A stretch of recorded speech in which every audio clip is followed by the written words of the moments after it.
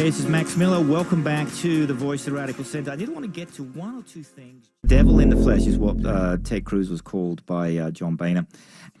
But if Donald Trump had attacked your wife for being ugly, if Donald Trump has implied that your father was somehow, possibly, maybe, been involved in the assassination of JFK, that's just part of doing business with Trump. Would you then have taken your wife to have dinner with the man that said that and then written a piece in Time magazine about how great that guy is?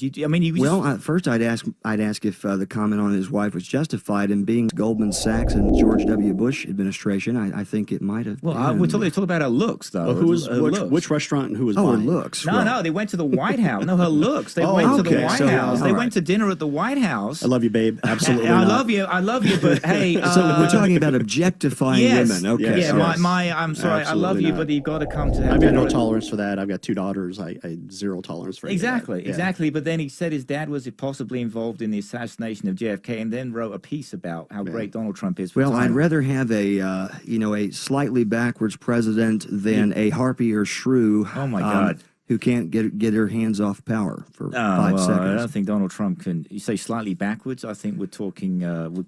Okay, a lot backwards. The boys. Can he run the country? No, he's doing a pretty good job. Actually, let's get Mike in. Mike Devine, are you there, Michael?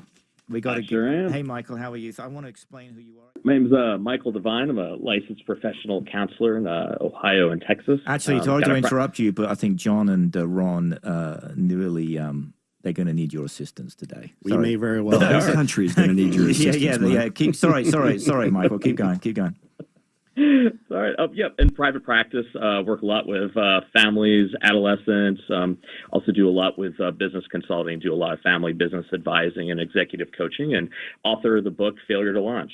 That's right. He wrote a book. This is what got my attention. We were talking. He wrote a book called Failure to Launch, which basically is what I would have called it: how to get the kids out the damn house. That's a short book. Number and make them register for the Republican Party and pay taxes. There you go.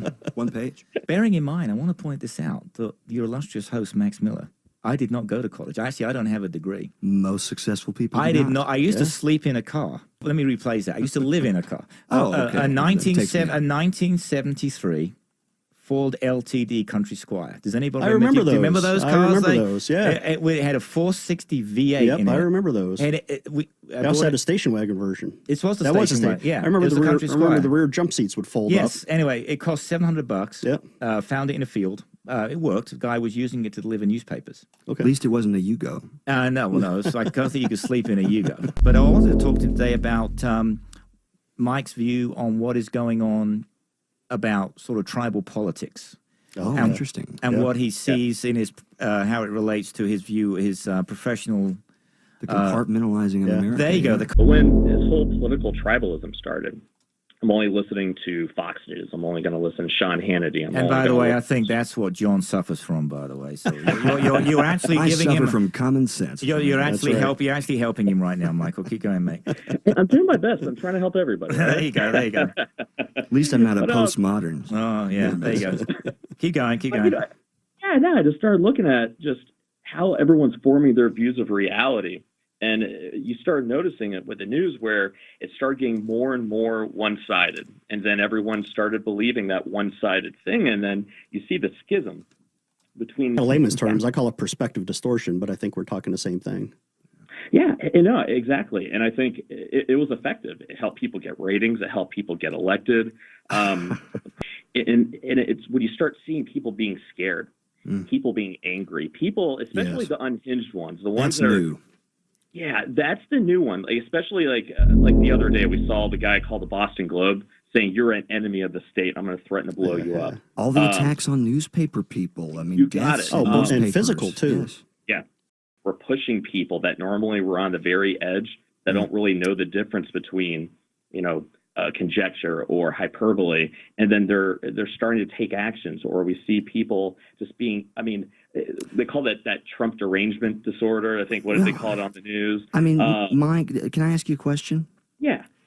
Do you think this has at its root? Do you think this has something to do with our culture's move away from the concept of absolute? We'll say facts, not truth. Truth's too religious. Absolute things that we can know and prove and document to something that we want to be true and we continue to reinforce. Is that the fundamental problem here, or is it something else? I mean, I think that's part of it. I think it's also about what technically is truth, or a version of the truth, or the facts that go into making up the truth. Or I'm only going to tell you one part of the truth and not let you talk about anything else. That's what I see is really what's happened, because it's easy. You see it on the news.